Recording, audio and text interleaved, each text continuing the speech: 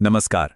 चलिए आज बात करते हैं एक ऐसे शासक की जिसे उसके सबसे बड़े दुश्मन ने एक ऐसा नाम दिया जो अपमान जैसा लगता था, पर उस शासक ने उसी नाम को अपनी सबसे बड़ी ताकत बना लिया। ये कहानी है छत्रपति शिवाजी की। तो चलिए शुरू करते हैं। सोचिए, ये शब्द थे उस वक्त के सबसे शक्तिशाली शासक मुगल सम्राट औरंगजेब के। वो शिवाजी की रणनीति को, मतलब पहाड़ों में छिपकर अचानक हमला करने के तरीके को, एक चूहे की तरह कायरता वाला काम समझते थे। उन्हें लगता था ये कोई मर्दों वाली लड़ाई नहीं है। पर असली कहानी तो ये है कि ये तथाकथित पहाड़ी चूहा आखिर उस दौर की सबसे बड़ी ताकतों के सामने न सिर्फ डटा रहा, बल्कि उसने एक आजाद मराठा साम्राज्य की नींव भी रख दी। सवाल ये है कि कैसे? इस कहानी को समझने के लिए हमें थोड़ा पीछे चलना होगा। 17वीं सदी के भारत में ये एक ऐसा दौर था, एक ऐसी जमीन थी जहां कुछ बहुत बड़े और ताकतवर साम्राज्यों का ही बोलबाला था। किसी नई शक्ति के उभरने के बारे में तो कोई सोच भी नहीं सकता था। शिवाजी का जन्म उस वक्त हुआ जब दक्कन का पूरा इलाका तीन बड़े सल्तनतों बीजापुर, अहमदनगर और गोलकुंडा और उत्तर में बैठे विशाल मुगल साम्राज्य के बीच बटा हुआ था। ऐसे में किसी नई ताकत का उभरना लगभग नामुमकिन था। देखिए, शिवाजी किसी शाही घराने में पैदा नहीं हुए थे। उनके पिता शाहजी दक्कन की सल्तनतों के लिए काम करने वाले एक जागीरदार थे।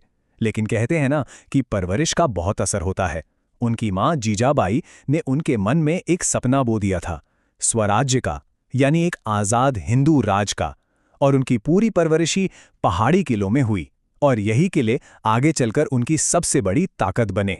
तो अब शिवाजी के सामने एक पहाड़ जैसी चुनौती थी कि अपनी छोटी सी सेना के साथ इतनी बड़ी बड़ी पारंपरिक सेनाओं से आखिर लड़ा कैसे जाए। यहां पर ना दो बिल्कुल अलग दुनियाओं की टक्कर थी।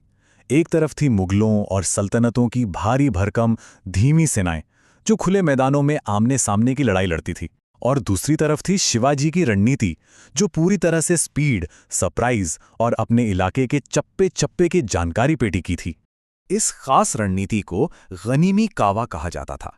सीधे सीधे कहें तो दुश्मन को उसकी शर्तों पर नहीं, अपनी शर्तों पर लड़ाना। मतलब दुश्मन पर तब और वहां हमला करो जहां वो सबसे ज्यादा कमजोर हो, और फिर बिजली की तेजी से पहाड़ों में गायब हो जाओ। ये आमने सामने की टक्कर से बचने और दुश्मन को थका थका कर मारने की कला थी। और इस पूरी रणनीति का, इस पूरे गेम का सेंटर पॉइंट क्या था? पहाड़ी किले। ये सिर्फ छिपने की जगह नहीं थी, नहीं, ये मिलिट्री ऑपरेशंस के सेंटर थे, एडमिनिस्ट्रेशन के गढ़ थे और सप्लाई के बेस थे। शिवाजी किलों को जीतते, उन्हें और मजबूत बनाते और जरूरत पड़ने पर नए भी बनवाते थे। जरा सोचिए, जब उनकी मृत्यु हुई तब शिवाजी के पास कोई 240 से 280 किले थे। ये सिर्फ किले नहीं थे, ये एक पूरा नेटवर्क था, एक जाल था जिसने पूरे इलाके पर उनकी पकड़ को फौलादी बना दिया था। लेकिन शिवाजी की सोच सिर्फ जमीन तक ही नहीं रुकी। वो भविष्य देख रहे थे। वो समझ गए थे कि अगर असल आजादी चाहिए तो समंदर पर भी दबदबा जरूरी है, खासकर तब जब पुर्तगाली और अंग्रेज जैसी ताकतें भारत के तटों पर अपने पैर जमा रही थीं। तो उन्होंने बनाई एक जबरदस्त नेवी। और इस नेवी ने क्या क्या किया? इसने न सिर्फ मराठा व्यापार को बाहरी ताकतों से बचाया, बल्कि समंदर किनारे के किलों पर कब्जा करके कोंकण कोस्ट पर अपनी हुकूमत भी कायम की। ये उस जमाने के किसी भी भारतीय राजा के लिए एक बहुत बड़ा और क्रांतिकारी कदम था। लेकिन देखिए, जंग जीतना एक बात है और एक राज चलाना बिल्कुल दूसरी। एक योद्धा के लिए सिर्फ इलाका जीत लेना ही काफी नहीं होता। असली चुनौती तो एक अच्छा और टिकाऊ राज बनाने की होती है। तो शिवाजी ने यह कैसे किया? शिवाजी का विजन सिर्फ एक वॉरलॉर्ड बनने का नहीं था। वो एक ऐसा सिस्टम बनाना चाहते थे जो कुशल हो, जिसमें न्याय हो और जो उनके बाद भी सालों साल चले। और इसके लिए एक मजबूत सरकारी ढांचे की जरूरत थी। और इसी सोच के साथ उन्होंने बनाया अष्टप्रधान मंडल, यानी 8 मंत्रियों की एक काउंसिल। इसका मकसद बड़ा सीधा था, पावर किसी एक इंसान के हाथ में न रहे, बल्कि एक्सपर्ट लोगों में बटी हो, ताकि राज का काम सही तरीके से चले। इस काउंसिल में हर मंत्री का अपना एक खास काम था, प्रधानमंत्री से लेके वित्त मंत्री, विदेश मंत्री से लेके मुख्य न्यायाधीश तक। और एक बड़ी इंटरेस्टिंग बात यह थी कि सेनापति को छोड़कर बाकी सब सिविलियन काम देखते थे। ये दिखाता है कि शिवाजी के लिए एक अच्छी सरकार बनाना कितना जरूरी था। अब देखिए, एक राज्य सिर्फ फौज और खजाने से नहीं चलता, उसे जोड़ने के लिए एक पहचान चाहिए होती है, एक कॉमन आइडेंटिटी। तो शिवाजी ने ये पहचान कैसे बनाई? उन्होंने बहुत स्मार्ट तरीके से भाषा और संस्कृति को अपना हथियार बनाया। उस जमाने में सरकारी काम फारसी में होता था। उन्होंने इसे बदलकर मराठी और संस्कृत को बढ़ावा दिया। यहां तक कि उनकी अपनी जो शाही मुहर थी वो भी संस्कृत में थी। ये अपनी जड़ों से जुड़ने और एक अलग मराठा पहचान बनाने का एक बहुत पावरफुल तरीका था। उस दौर के लोग उन्हें कैसे देखते थे, इसका अंदाजा आपको कवि भूषण की इन लाइनों से लग जाएगा। उन्हें साफ तौर पर हिंदू धर्म और संस्कृति के एक रक्षक की तरह देखा जा रहा था। पर कहानी इतनी सीधी भी नहीं है। हिंदू धर्म का रक्षक होने के बावजूद उनका राज किसी भी तरह से कट्टर नहीं था। उनकी नीतियां बहुत समावेशी थीं।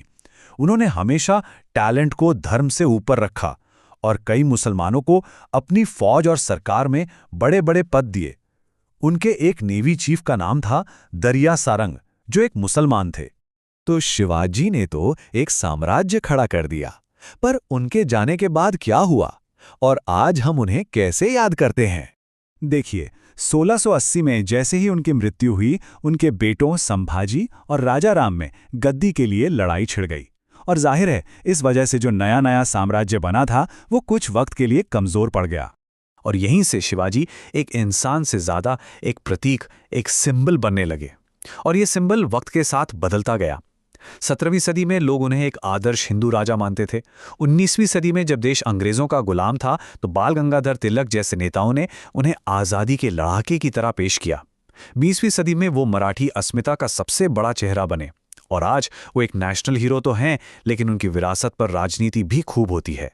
तो आखिर में सवाल यही बचता है कि शिवाजी की असली विरासत क्या है? क्या वो एक विद्रोही थे जिसने ताकतवर सल्तनतों को झुका दिया, एक कुशल शासक थे जिसने एक नया राज्य बनाया, या फिर एक ऐसा प्रतीक जिसे हर जमाना अपने हिसाब से घड़ता है? शायद जवाब इन सब में ही छिपा है।